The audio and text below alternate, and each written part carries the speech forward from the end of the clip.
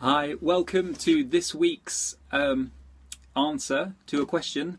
My name's Ian O'Brien and this is Guitar Learning Questions, the video questions. So I'm going to, what happens is I've got a Facebook group, it's called Guitar Learning Questions, it's completely free. Each week, different members of the group, it's a really strong community, will ask a question about learning guitar, okay? We get quite a few questions every week. And what I do is once a week, I take one of the most popular questions, I make a video to answer that question and demonstrate it, okay? So that's what I'm doing now. So if you want to have your question answered in this format, okay, all you have to do if you're watching this anywhere else on the internet, okay, is just pop over to Facebook, search Guitar Learning Questions, ask to join, and you'll be able to have your questions answered in exactly the same way. Okay, so question for this week is, when playing a chord, okay, how do I know which strings to strum and which strings not to? Okay, this is quite a common problem or situation for beginners, and there's a couple of stages we need to kind of go through to figure this all out, okay? So, for example, if you're playing a, let's say an A minor chord or a Django A chord, okay, the lowest note that you're holding down, okay, is with your first finger there, but actually when we strum the chord, we want to strum more strings than just the ones we're holding down. We also want to include this one, okay, which is the A string. Now, that's kind of a big clue in it, okay, so I'm going to walk you through this. The very first thing we need to know, or we need to figure out, and I'll show you how to do that, is the root. What is the root note of the chord? Other words for that would be the bass note of the chord, root note, or the lowest note of the chord. They're all the same things. They all mean the same thing. So on guitar, okay, that's what we need to know. So we look at the name of the chord, okay? My example with the A, if it's a Django A or if it's a regular A major or even an A minor, okay? That's all the same. Not the same chord, but the same with this kind of approach, way of figuring it out. We look for the letter in the name of the chord, okay? So in all of those, the letter is A. That tells us, okay, the first thing we need to know is the lowest note, okay, we're going to play is the note A. Yeah, in that chord. If we're playing an E chord, whether it's an E major, minor, Django E minor, okay, the lowest note in that chord we want to strum is the note E, okay. Now, I just want to say, if you're looking at a chord that's a slash chord, or the name of it is made with different letters, like a D slash F sharp, that's quite a common one, even though it sounds weird, okay.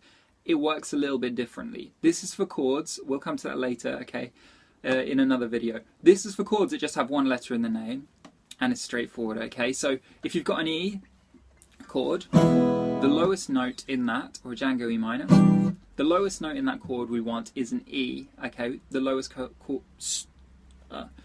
note we're going to play, okay? For example, let's take the C chord. Okay, now the lowest note we want to play in a C chord, even though we don't actually have a C string, okay, the lowest note we're going to play will be a C. So we know that our open top string is an E, or if you didn't, it is, that's called an E, okay, it's the lowest note we play in the E chord. If we're playing a C chord, that's an E, so I'm telling you the lowest note we want to be playing is a C. So obviously we don't actually want to play that string in the C chord, and we know that now, kind of theoretically. Why? We want the lowest note to be the note C, so we know we're going to block that string, or just not play it when we're strumming. Okay, and the next lowest note, okay, is the one we actually do strum, is the note C. Okay, so in a roundabout way, what I'm saying is the lowest note we play or strum in every chord is the one that gives it its name. Really important. Okay, now the thing is, how do we know the names of the root notes of the chords? Okay, what I'm going to say is, I'm not going to give you a diagram that you have to memorize of the whole fretboard and figure it out, okay? I am going to give you a diagram, but it's just going to be the stuff that you need to know to get these chords together in the beginning, okay, to make sense and be useful. Don't go and learn the whole fretboard without actually applying it. That's my recommendation, okay? Don't sit there sort of frustrated over that kind of thing as a like full-on memory kind of exercise. It's not worth it, okay? The guitars are for playing, and we just learn the bits of theory we need when we need them, okay? So, my diagram, okay?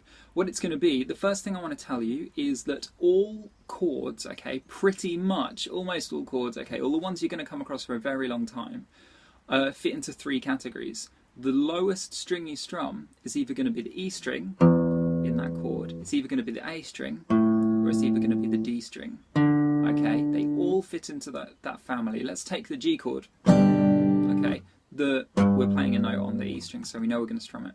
Okay, or the E minor. Okay, both of those, they're in the same family. The lowest string we strum is the E string, okay, but the lowest note we play isn't actually the note E, only in the E chord. In the G chord, the lowest note we play is G. Okay, so moving on, there's kind of a fork in there. There's only 3 different ways of strumming that you guys need to get used to, okay? You need to get used to strumming all the strings, which is where I recommend beginning, which is, you know, the easiest way to do it. Okay, the next stage is you need to get used to missing your E string, and next missing your E and your A. Okay, so the key thing here is there's only 3 different options, and we need to learn the names of the open strings, just the top 3, and it's E, A, D, okay?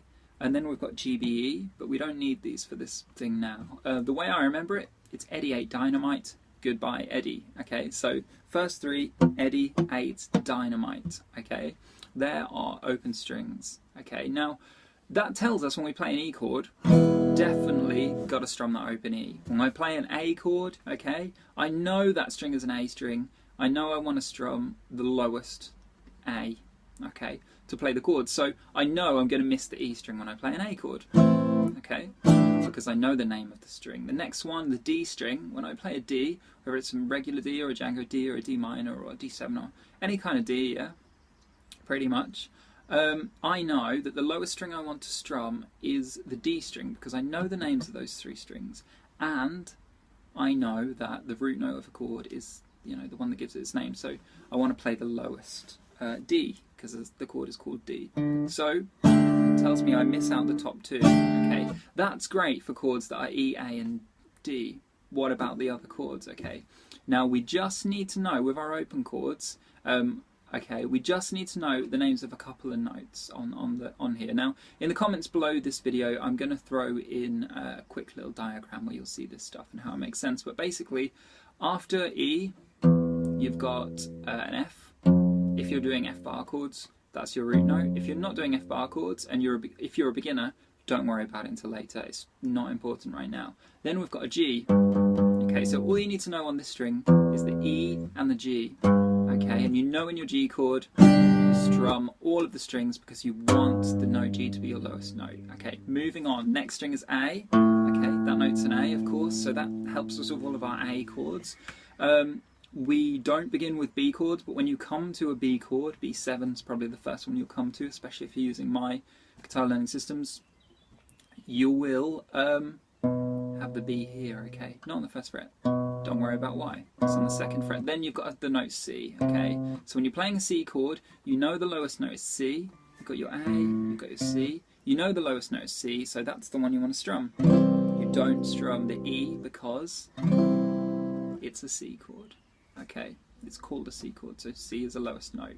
Moving on, the D.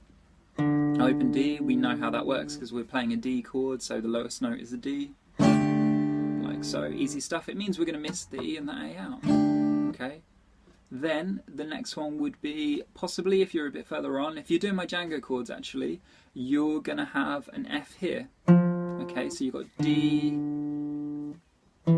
that's another E, that's an F, okay, so your F, Django like that. Some people play a little FH7 like this, that's absolutely fine. If you're in the very beginning stages, I recommend my Django chords, and that would be your F. It's really jazzy, but and it's the most unusual sounding of the Django chords, but in musical context, works and sounds really, really good.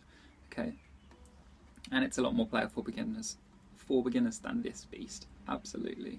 Okay, so the notes you need to know are E, G, A, C, D, and then F. Okay, so they're just the open and the 3rd fret of each string, and that will tell you the, you'll then, just to recap, know the 2 important things. The first one, what the root note of the chord is. If you're playing a C chord, your root note is C. If you're playing a C minor chord, you beginners won't come across that, your root note is C, okay? You know that that's the lowest note you're going to play, okay? Then if you know your shape is like this, you know that the lowest note you want to play is a C. You know this is an E, so you're definitely not going to play it.